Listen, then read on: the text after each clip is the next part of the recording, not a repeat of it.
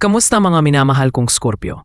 Ready na ba kayong malaman ang mensahe ng universe para sa iyo ngayong buwan ng May 2025? Para sa videong ito, kayo naman ang may kakayahang mamili ng isang card upang malaman ang inyong buwanang gabay mula sa universe tungkol sa aspeto ng iyong love life, kalusugan at kaperahan. Sama-sama nating hanapin ang bukas na inilaan para sa iyo. Para sa inyong kalinawan, mga mahal na viewers, ang mga barahang gagamitin upang iyong pagpilian ay maingat na isinagawa at napili sa totoong buhay. Kaya naman nasa inyong kamay na lamang ang magiging sagot sa inyong buwanang kapalaran sa pamamagitan ng pagpili ng isang baraha. Bago ka pumili ng baraha, huminga ka muna ng malalim. I-relax ang iyong isipan at damdamin. I-focus ang atensyon mo sa tanong, intensyon o bagay na gusto mong malinawan. Tandaan, hindi panghuhula ang tarot. Isa itong paraan ng universe upang mas makilala mo ang iyong sarili at ang daang tinatahak mo. Bago yan, maglaan muna tayo ng maiksing dasal bago ka pumili ng iyong baraha. Universe, gabayan mo kami sa pagpili ng baraha ngayon. Ipaabot mo sana ang tamang mensahe ang kailangan naming marinig sa oras na ito. Buksan ang aming mga puso at isip para sa liwanag, clarity at good vibes. Salamat sa guidance at positive energy. Amen. Para sa iyong love life reading, sa harap mo ay may tatlong baraha, baraha 1, baraha 2, at baraha 3. Piliin mo ang barahang pinakamalakas pumukaw ng iyong atensyon at gamit ang iyong intuition. Ang tamang mensahe ay palaging makakarating sa tamang oras. Magbibigay lamang ako ng 10 segundo upang makapili ng iyong ninanais na baraha.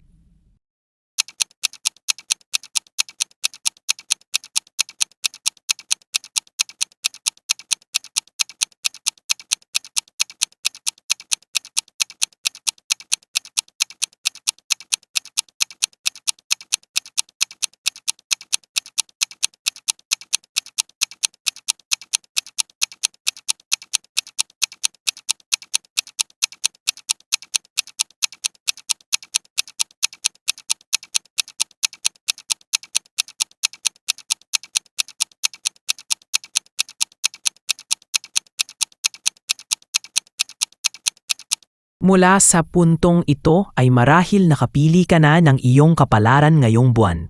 Tara, simulan na natin ang iyong reading. Para sa mga pumili ng card number 1, ang iyong napili ay 6 of Wands. Ang 6 of Wands para sa usaping pag-ibig ay nangangahulugang tagumpay sa pag-ibig, rekognisyon at pagkilala sa halaga mo. Para sa may karelasyon, ngayong buwan, mararamdaman mong pinapahalagahan ka ng iyong partner. Congrats, Scorpio! This May, parang ikaw ang bida sa love story ninyong dalawa. Level up ang vibes. Pwedeng may proposal, moving in, o baka naman, meet the parents na ang next scene. Makikita mong proud siya sa'yo at ang efforts mo sa relasyon ay kikilalanin. Pwede ring ipakita ito sa publiko. Parang ipinagmamalaki ka niya sa harap ng iba. Hindi ka lang basta sinasama sa lakad. Proudly kanyang ipinapakilala sa buong barangay or sa Facebook feed. In short, ang efforts mo sa relasyon may standing ovation. Para sa single, mataas ang chance na ikaw ay makakapukaw ng pansin ng isang espesyal na tao. Ang iyong karisma at confidence ay magdadala ng positibong atensyon. Aba, main character energy ang peg mo na ngayong Mayo. Your confidence is on fire. Kaya wag nang magtaka kung may secret admirer na biglang aamin. Possible ring may isang pa-cute na lalapit at hindi mo na kailangang manghula kung may gusto ba siya. Obvious na obvious. Ang mahalaga, alam mo ang iyong worth at hindi ka natatakot ipakita ang tunay mong sarili. Para sa mga moving on or it's complicated, ang 6 of Wands ay nagsasabing ikaw ay nasa winning moment. Maaring matagumpay mong ma-overcome ang mga dating heartaches. Good news, wagi ka beshi. Yung mga dati mong iiyak sa dilim moments, talo na nila ang kontrabida. Ngayong Mayo, posibleng maramdaman mong ikaw ay nananalo sa sarili mong emotional battles. Nakikita mo na ang iyong sariling halaga at hindi na nagpapakulong sa mga nakaraan. Pwedeng may mga realization ka na, wait lang, bakit nga ba ako nagsettle noon? Boom!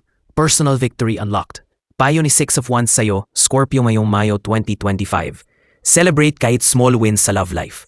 Kahit simpleng nan-scene zone ka ng red flag, tagumpayan. Be confident. Ang iyong aura ngayong Mayo ay magnetic, parang magnet sa mga gustong magmahal ng totoo. Huwag matakot ipakita kung gaano ka karapat-dapat sa isang tapat at seryosong pagmamahal. Huwag mahiyang ipakita kung gaano ka ka-deserving ng isang grand love story. Hindi ka extra. Ikaw ang bida. Sa kabuuan, Scorpio, ang buwan ng Mayo 2025 ay nagbibigay sa iyo ng moment kung saan ikaw ay makakatanggap ng respeto, pagmamahal at atensyon na matagal mo nang deserve. Kaya ready ka na ba sa paparazzi moments ng puso mo? Lights, camera, kilig. Para sa mga pumili ng card number 2, ang iyong napili ay Seven of Cups. Para sa mga Scorpio ngayong Mayo 2025, ang mensahe ng Seven of Cups sa larangan ng pag-ibig ay tungkol sa mga pagpipilian, ilusyon at pangarap. Ang card ay nagsasabing, sino ba talaga Scorpio? Ang buwan ng Mayo ay magdadala ng maraming tukso, oportunidad at daydreaming sa love life mo. Ang Seven of Cups ay nagpapahiwatig ng pagkakalito sa kung ano ang totoo at kung ano ang pantasya. Para kang nasa buffet ng love life, Scorpio. Ang daming choices, pero hindi lahat pwede mong isiksik sa plato mo. Maaaring marami kang pinapangarap sa pag-ibig, ngunit kailangan mong maging maingat sa pagsala kung alin dito ang grounded sa realidad. Ang Seven of Cups ay nagsasabing, ingat sa mga ilusyon. Baka kasi masyado kang busy sa pag-daydream ng perfect love story. Pero yung realidad, nakatambay lang sa tabi, naghihintay na mapansin mo, Scorpio. Para sa single na Scorpio, posible kang magkaroon ng maraming admirers o romantic prospects, ngunit hindi lahat ay sincere. Good news, pwede kang maging instant heartthrob na yung buwan. Bad news, hindi lahat ng nag-heart react sa'yo ay pang long term. May panganib na ma-fall ka sa ilusyon. Maaring maganda sa panlabas, pero kulang sa depth ang isang koneksyon. Warning, baka ma-inlove ka sa packaging, pero pag binuksan, puro bubble wrap ang loob. Pinapayo ng baraha na maghinay-hinay ka at kilatisin mabuti ang taong nagpapakita ng interes. Mahirap na, baka malunod ka sa sarili mong imagination, habang yung true love, naglalaad-lakad lang sa reality zone. Para sa in a relationship, maaaring ikaw o ang iyong partner ay dumaraan sa pagkakalito sa damdamin. Uy Scorpio, kamusta naman ang what ifs mo? Baka naman napapasarap ka sa kakaisip. Kung paano kung sa ibang universe, ibang tao ang pinili ko. Payo ng Seven of Cups. Harapin ang realidad ng relasyon ninyo. Iwasan ang pagtakas sa fantasies o false expectations. Magandang panahon ito para linawin ang inyong long-term vision bilang magpartner. Sa kabuuan, Scorpio, sabi ng Seven of Cups sa'yo. Slow down, Scorpio. Hindi porket kinikilig ka, soulmate na agad yan. Piliin ang taong may genuine connection, hindi lang yung nagbibigay ng kilig sa simula. Suriin mabuti kung sino ang totoo at sino ang pang-content lang. Mag-ingat sa mga too good to be true na sitwasyon. Focus sa kung ano ang tunay na mahalaga sa'yo sa pag-ibig, hindi lang sa ideal fantasy. Minsan, ang tunay na magic ng pag-ibig ay nasa simpleng totoo. Para sa mga pumili ng card number 3, ang iyong napili ay Queen of Swords. Ang Queen of Swords ay isang makapangyarihang card na konektado sa katalinuhan, katotohanan at emotional maturity.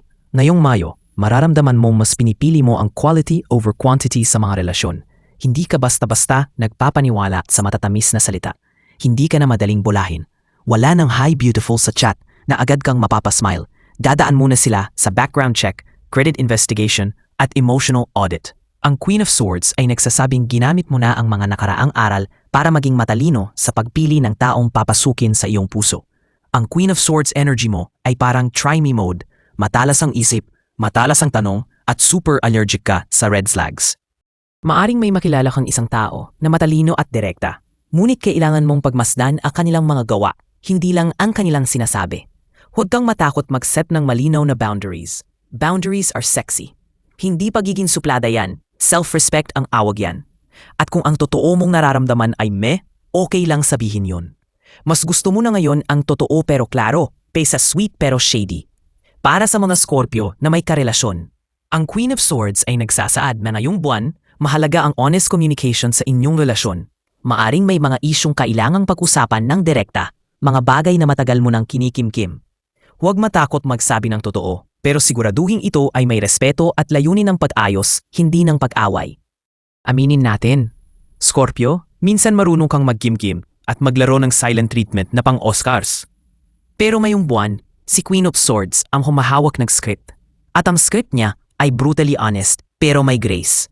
May mga dapat pag-usapan ng diretsahan, kahit pa awkward o mahirap lunukin. Pero huwag kang kabahan. Ang goal ay resolution, hindi revolusyon. Hindi ito barilan. Ito ay level up conversation. Sabi ni Queen of Swords sa'yo, Scorpio, ito ang tamang panahon para gawing mas mature ang inyong relasyon. Iwasan ang mga larong emosyonal. Maging malinaw sa iyong mga pangangailangan at pakinggan din ang panig ng iyong partner. Sa kabuuan, Scorpio, ngayong buwan ng Mayo 2025, ang pinakamahalagang aral mula kay Queen of Swords ay, ang totoong pagmamahal, hindi lang puso ang puhunan, dapat may utak din. Mahalin ang sarili, huwag gawing charity case ang puso mo. Kung hindi na healthy, may right kang mag-exit. Tumungo naman tayo sa iyong health reading ngayong buwan. Magbibigay lamang ako ng 10 segundo upang makapili ng iyong ninanais na baraha.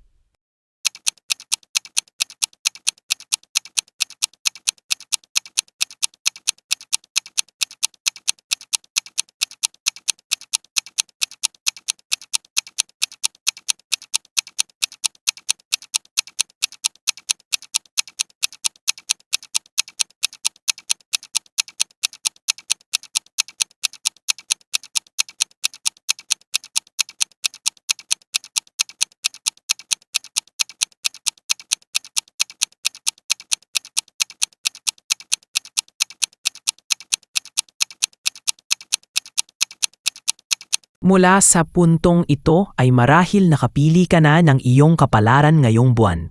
Tara, simulan na natin ang iyong reading. Para sa mga pumili ng card number 1, ang iyong napili ay Five of Swords. Ang Five of Swords ay kadalasang sumisimbolo ng conflict, tension at mental stress. Sa aspeto ng kalusugan ngayong Mayo 2025, ito ay babala para sa mga Scorpio na mag-ingat sa emotional at mental well-being. O ano, Scorpio, handa ka na bang sumabak sa away? Sana hindi, kasi ang katawan mo, hindi na. Ang Five of Swords ay kilala sa pagiging kontrabida card. Sagisag ito ng stress, tension at mga bangayan na masakit sa ulo. Maaaring makaranas ka ng stress, pagod sa isip o emotional drain dahil sa mga alitan, pressure o hindi pagkakasunduan sa paligid mo. Magiging mahalaga ang self-care at emotional boundaries. Feeling mo ba para kang charger na laging 10% kahit fully charged kanina? Iyan ang epekto ng sunod-sunod na drama, pressure at chismis overload. Self-care muna, Scorpio. Hindi ka wifi na kailangang always connected sa kaguluhan. Pag tumataas ang stress, sumasabay ang katawan sa pagre-reklamo. Baka maranasan mo ang headaches na parang may nagpaparty sa utak mo. Pananakit ng batok at likod. Baka kasi karga mo na lahat ng problema ng mundo. Immune system na parang nakabakasyon. Tulog? Ano yun? Ang tarot card na ito ay nagsisigaw ng huwag mong pag-aksayahan ng laway ang mga toxic. Kung hindi naman ikayayaman o ikakaganda ng skin mo, skip the drama. Ang advice ni sa'yo, Scorpio, mag-meditate o mag-nature walk. Mas healthy ka pang makipag-usap sa mga halaman kaysa sa mga toxic. Huwag ipilit ang sarili sa mga bagay na wala kang ambag, aka hindi mo kontrolado. Kumain ng maayos at matulog ng tama kasi kahit gaano ka pa ka-fierce, haggard is real. Kung sobrang bigat na, huwag mahiya humingi ng tulong. Therapy is self-care, not weakness. Sa kabuuan, Scorpio, ngayong Mayo 2025, tandaan hindi ka kontrabida sa teleserye. Hindi lahat ng laban kailangan mong salihan. Minsan, ang tunay na winner ay yung marunong lumayo sa gulo at marunong mag-prioritize ng sariling peace of mind. Tara, pahinga muna. Para naman sa mga pumili ng card number 2, ang iyong napili ay Ace of Wands. Para sa Scorpio ngayong buwan ng Mayo 2025, ang Ace of Wands bilang health reading ay nagbibigay ng positibong mensahe ukol sa enerhiya at pisikal na sigla. Mga Scorpio, handa na ba kayo? Kasi ang universe mukhang excited nang i-on ulit ang inyong power mode. Ang Ace of Wands ay simbolo ng bagong simula at apoy ng inspirasyon. Ang Ace of Wands ay parang kape ng tarot cards. Bigla ka nalang gigising at magkakaroon ng let's go energy. Sa aspeto ng kalusugan, nangangahulugan ito ng pagdating ng bagong lakas at pag-usbong ng mas masiglang pakiramdam. Yung tipong di mo alam kung saan galing, basta na lang biglang gusto mong mag-jogging, mag-zumba o mag-ayos ng mga plans ni mama. Maaring mapansing mong lumalakas ang iyong stamina at nagkakaroon ka ng mas mataas na motibasyon upang alagaan ang iyong sarili. This is the month kung saan ang dating antok mo buong araw ay mapapalitan ng tara, laban ulit. Ipinapayo ng barahang ito na ang aksyon at pagiging aktibo ang susi sa mas mabuting kalusugan. Oo, Scorpio, kailangan mo ring gumalaw. Walang magic apps kung walang galaw. Sabi ng Ace of Wands, panahon na para tanggalin ang alikabok sa yoga mat mo. Aminin display lang yan sa kwarto. Pwede mo na ring subukan ng mga physical activities na dati ay next time na lang. Para sa mga Scorpio na nagkaroon ng health challenges nito mga nakaraang buwan, ang Ace of Wands ay senyales ng mabilis na recovery. Ang apoy ng wand ay nagsisimbolo ng muling pagbuhay ng sigla at determinasyon upang gumaling. Oo, mataas ang energy mo, pero hindi ito license para maging galit sa treadmill 24/7. Huwag ding kalimutan ang pahinga, Scorpio. Bigyang pansin ang digestive system at reproductive health, mga bahagi ng katawan na traditionally konektado sa Scorpio. Para sa mga pumili ng card number 3, ang iyong napili ay King of Swords. Ang King of Swords ay sumisimbolo ng malinaw na pag-iisip, disiplina at makatwirang mga desisyon. Sa larangan ng kalusugan, ang card na ito ay nagsasabi na ngayong buwan, mahalagang maging objective at logical sa pag-aalaga ng katawan at isipan. Iwasan ang padalos-dalos o emosyonal na pagdedesisyon pagdating sa health concerns. Medyo warning sign ni universe sa'yo na, hoy, baka kaya ka lagi masakit ang ulo kasi overthinker ka. Hindi mo kailangan ng mamahaling spa, pero kung trip mo, why not? Minsan, sapat na ang tamang tulog, tubig at simpleng stretching. Ang King of Swords ay nagpapayo na huwag hayahang lamunin ka ng emosyon o stress. Mahalagang maging kalmado at objective, lalo na kung may mga personal o trabaho-related pressures. Ito yung part kung saan ang King of Swords ay nagsasabing, kalma lang te. Kapag ang daming ganap sa work or life, huwag agad mag-emote ng full-blown teleserye. Isipin mo muna kung totoo ngang end of the world na, o baka naman kailangan mo lang ng konting time out. Kung medyo complicated na, walang masama sa paghingi ng tulong sa legit na professionals, hindi yung FB group ng mga instant health gurus. Ang payo sa'yo ni King of Swords Scorpio ngayong Mayo 2025, analyze muna bago magdrama.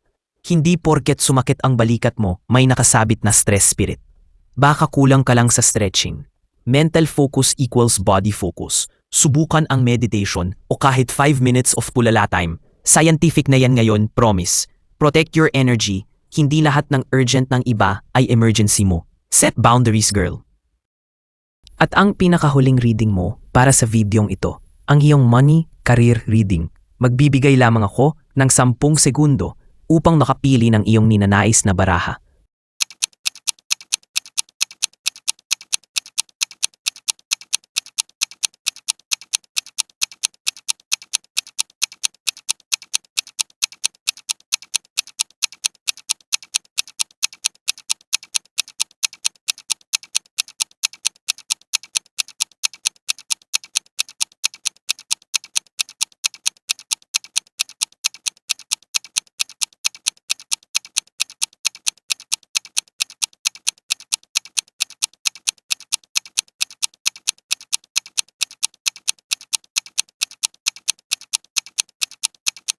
Mula sa puntong ito ay marahil nakapili ka na ng iyong kapalaran ngayong buwan.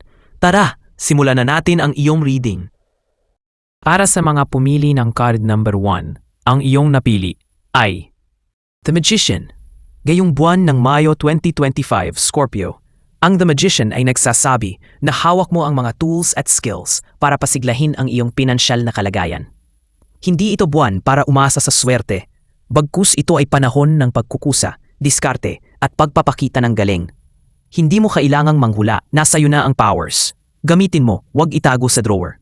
Baka may lumitaw na bagong racket, project o side hustle, pero survival of the wittiest ito. Kailangan mong magpakitang gilas sa pagiging madiskarte. Ang marites powers mo sa pag-negotiate at pakikipag-usap ay magiging gold mine. Oo, pwede kang kumita sa pagiging convincing, basta legal please. Ang iyong koneksyon sa ibang tao at kaalaman sa technology o digital platforms ay magiging kapakipakinabang para magdala ng dagdag na kita. Payo ni The Magician sa'yo, Scorpio. Huwag maging jack of all trades, master of none. Pumili ng iisang direksyon kung saan mo ilalagay ang iyong focus. Bantayan ang mga gastos sa mga bagay na hindi naman talaga kailangan, lalo na kung dahil lang sa impulse. Ingatan ang pagiging manipulative o deceptive sa money matters. Dapat malinaw at tapat ang mga transaksyon. Sa kabuuan, Scorpio, ngayong Mayo 2025. Ang pera ay hindi basta bumabagsak mula sa langit, kahit magdasal ka pa kay universe. Pero good news, ikaw mismo ang magic ingredient sa success mo. The Magician ay nagsasabing ikaw mismo ang magic na hinihintay mo. Para naman sa mga pumili ng card number 2, ang iyong napili ay King of Pentacles. Ang King of Pentacles ay sumisimbolo ng kasaganaan, seguridad sa pananalapi, at pagiging mahusay sa paghawak ng yaman. Scorpio, Maghanda ka. CDO Vides ang energy mo sa Mayo. Kung ang pera ay may hari, ikaw yon na yung Mayo. Parang biglang nagkapadrino sa Bangko Sentral ang wallet mo. Kaya ang forecast, abundant, secure, at medyo mayabang pero classy. Inaasahan ang isang buwan kung saan mas magiging maayos at matatag ang daloy ng iyong pera. Maaring may dumating na opportunity sa negosyo o investment na magbibigay ng long-term na benepisyo. Oo, may extra kang kita, pero wag mong sayangin sa kung anong flash sale na nakita mo online. Ang King of Pentacles ay hindi nagpapabudol sa online ads. Practicality is sexy, Scorpio. Ang mga Scorpio na matagal nang nagsusumikap sa kanilang career o negosyo ay makakakita ng concrete rewards. Maaring ito ay sa anyo ng promotion, bonus o dagdag na kita. Bigla kang magiging go-to person para sa paano ba mag-ipon at anong magandang business besh. Kasi nga, ang King of Pentacles ay hindi lang yumayaman, nagtuturo din kung paano yumaman with class. Payo ni King of Pentacles sa'yo, Scorpio, maging maingat sa overconfidence. Bagamat nasa iyo ang King of Pentacles energy, iwasan ang pagiging sobrang materialistiko o overly controlling sa usaping pera. Mag-invest sa mga pangmatagalan. Properties, savings, negosyo, hindi lang sa bagong sneakers. Mag-share ng blessings, lalo na sa mga less fortunate o sa tropa mong walang load. Ganyan ka nga powerful ngayong Mayo, Scorpio. Ikaw ang king, pero tandaan, kahit hari, marunong mag-budget. Para sa mga pumili ng card number 3, ang iyong napili ay Four of Swords. Para sa Scorpio, ngayong buwan ng Mayo 2025, gamit ang Four of Swords bilang pangunahing baraha para sa financial reading, ang mensahe ay malinaw. Oras ito ng pahinga, pagre-recess at maingat na pagplano sa halip na agresibong aksyon. Aba, Scorpio, mukhang sinasabi ng universe, kalma ka lang be. Sa halip na ariba agad sa gastos, ang Mayo ay parang do not disturb sign para sa iyong wallet at investment plans. Pagod ka na, beshi. Sa dami ng financial stress at overtime sa work, panahon na para ipahinga hindi lang ang katawan kundi pati ang bank account mo. Hindi ka robot, hindi rin APM ang universe.